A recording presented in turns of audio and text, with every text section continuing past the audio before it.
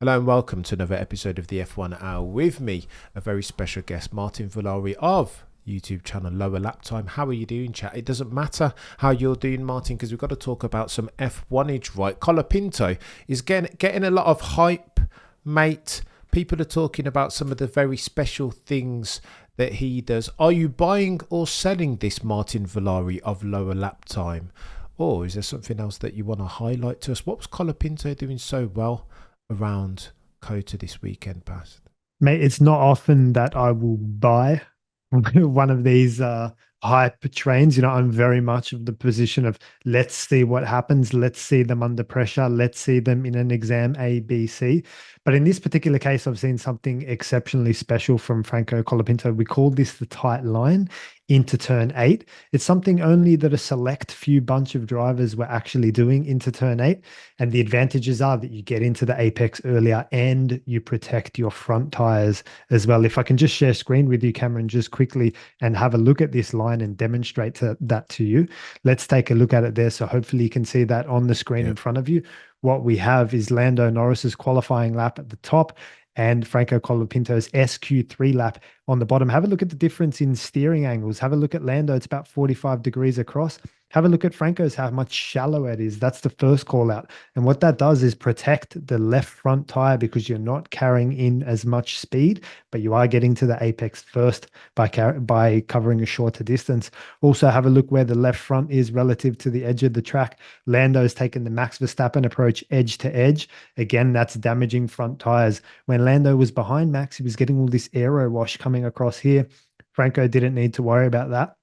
And Lando wouldn't have needed to worry about that if he was offsetting his line, driving this beautiful tight line into the corner. So this takes practice, Cameron. This is not something that you're born with, or this is like, where has he seen this? Has he had some coaching? Has he been watching some videos? Has he been doing some study? Has he been trying this in practice sessions? These are the details that only the greats have. I've only seen drivers execute tight lines, Franco Colapinto, Lewis Hamilton, and Charles Leclerc, and they've got great tire management for that reason. This is one of the reasons Franco held fastest lap until 2 laps to go when it was stolen off him by Esteban Ocon, who pitted for a new set of tires. So this shows he can look after his tires and compete for fastest laps. It's a good sign if you're a Franco Colapinto fan moving forward. Oof. This tight line, chime in on this, Martin, because I always thought in my very noddy B spec F1 mind that the geometric racing line over the course of a racing distance was always going to be faster. So you saying that am I barking at the wrong tree, Martin? Like, does it depend?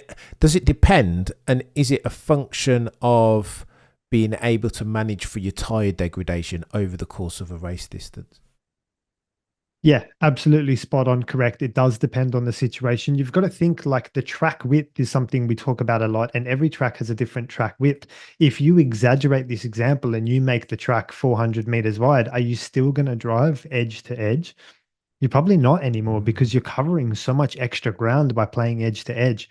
And Austin is one of those tracks. Think Malaysia, for example, as well, which is a wide track width.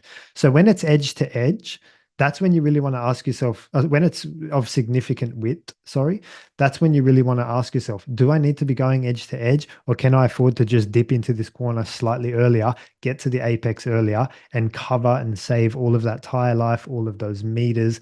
And that's something Franco's identified here. It's also particularly important when you're changing direction. As per Rob Wilson, you want to keep a flat car in the middle of the corner before a direction change. Lando's steering left and then immediately flicks it to right. Cars don't like that. So what Franco does, steer left, get straight for a little bit, and then go into the right hander. It's a much more compliant and obedient car when you do it that way. Oh, hang on. Did you put into that grouping Lewis, Colapinto, Charles and and Charles. Charles? What are we Mm. doing here, Martin? Because I always thought Charles was the most geometric of geometric racing line takers. Are you saying he was doing something different around Kota? He was, yes. On Oof. one of my videos, also, someone commented, thank you for picking this up. I sat at turn 17, 18, 19, the long right hander, and I could see Charles taking a tighter line through that corner. That is a shorter route through that corner. That's the long right hander in the final sector.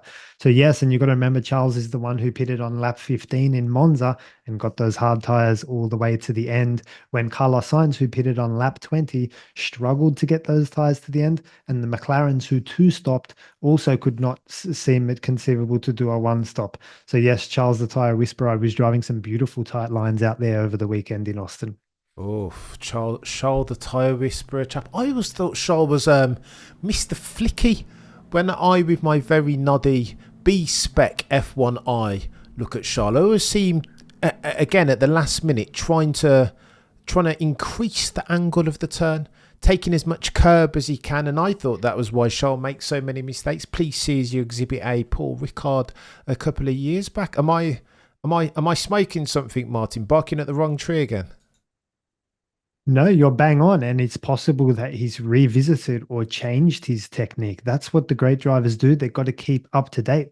You would say the same as Fernando Alonso in 2006. He used to flick that Renault in with aggressive steering input. That was not the Fernando Alonso of 2007 who had to adapt and change his style. So it's possible that both are true, Cameron. What you've seen, what we've previously seen from Charles has been ironed out in 2024. And when he partners up with Lewis Hamilton, you've got double tight line pairing there in the Ferrari. Watch out for some good tire life in 2025 there as well. Oh, gonna get a bit techie. Go on then. Let's talk to the main event, chap. What did you make of Lando Norris and Max Verstappen? Who did you blame? Is there anything that Lando could have done to optimize for his chances of getting round Max Verstappen clean? Yeah, so we just spoke about turn eight and the wider line that he was taking. He was struggling to get the front into turn eight. Now, why is that important? Well, because once you get through turn eight, you've only got the hairpin and then you're on the straight. So you want to stay as close as possible in turn eight and get to the apex earlier, even if it is at the compromise of your exit. Why? Because Max will pull you down to that hairpin with a little bit of a slipstream as well. So you want to get in there under his rear wing as quickly as possible. And then if you get a poor exit, Max is going to pull you down to that hairpin. Bang, checkmate. You deploy your battery, open the DRS, send it down the back straight, and you could have had a better chance to get him into the turn 12 braking zone. What did I make of the overtake and everything itself? Obviously, Max defended exceptionally well. We wouldn't expect anything less. His racecraft, that is attack and defense, is 10 out of 10, always has been. Lando attacking around the outside, it's a low percentage play. He did overtake off the track. He's the one who's gained the advantage. Max has not gained an advantage there. He's gone into the corner ahead, stayed ahead, and gets a strike next to his name for a track limits. That is not a penalty. That's just one of three strikes. So he would have noted that down. But yes, Lando overtook off the track. He needs to give that back. And Max was so reassured in that as well. And that was the critical part for me, because when Lando did a successful move up the inside of Austria on lap 63 or lap 64, turn three, Lando made it within track limits, and Max was the one that kept the place off the track. In that particular case, Lando was not as reassured and not as patient. I think if he had waited a few more laps, as it turns out, the next lap they had the crash. If he had waited a few more laps, Max would have been instructed to give that place back. So the reassurance from Max there to know that Lando owed him that place back was also impressive. Oh, do you think, like many, that Lando potentially would have had a better opportunity to immediately give the place back, or do it under the guise of some automotive pugilism just be very, don't give him it all the way back, or give him the place back at a position on the track that's convenient, right, just before DRS zone as an example? Was that the play? Or, like me, Martin, do you think that if he'd given that place back, like the previous 8 or 9 laps, he was never going to get it back from Max Verstappen? I think both are true. I think that was the only way forward for Lando was to give it back. You've heard GP come on the radio to Max say, "Hey Max, we need to give that place back and do that strategically." Obviously, you've heard that before in Abu Dhabi. So yes, that was the only play, was for Lando to give that place back and have another crack. Was he going to get past? No. I mean, his advantage was diminishing due to the dirty air coming off the back of Max. When you sit in that air through sections of S's, and turn eights and the line he was taking, his advantage was diminishing in real time. I think the longer that battle went on, the delta closes, doesn't it? Lando coming out on fresh tires, having the 6 lap advantage, it kind of neutralizes a little bit when you suffer that dirty air lap on lap on lap. So you got to strike while the iron is hot, Cameron, and that's what Lando didn't do. Oof, poor Lando. I feel like everybody's riffing on that chat, but he was brilliant, Martin. Didn't you think? Aside from the start and the finish, the bookends either side of the body of the race, I thought Lando was like Max Verstappen-esque in the way that he drove that race, super patient, and even in his ability to build to the opportunity. Agree or disagree, Martin? It was a classic Lando Norris performance. Lap time for days, outright pace for days, beautiful qualifying lap, 10 out of 10, stellar, under pressure. The way he took the second last corner, I think it's turn 18 or 19, I think it's 19.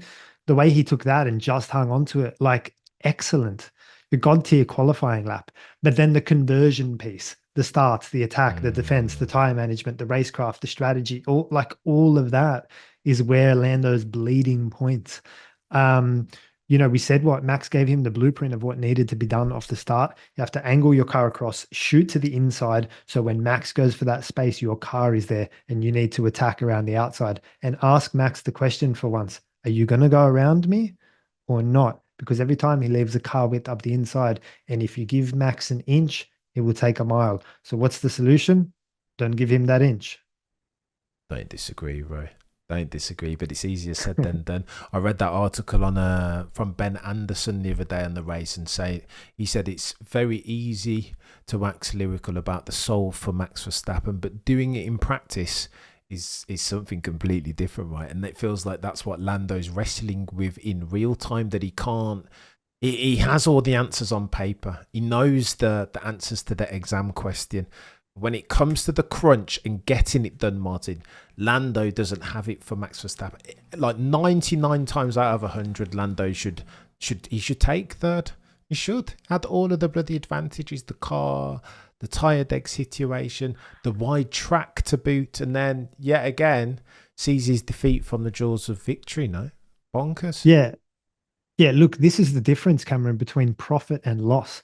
Because if Lando keeps the lead into turn one, we saw the pace of the Ferraris. Who's going to be attacking who? It's probably going to be the Ferraris starting to attack Max in P2, and then Lando's off the hook and can look after his tires and run his race. He may have been the one to win that race and Max finish P4.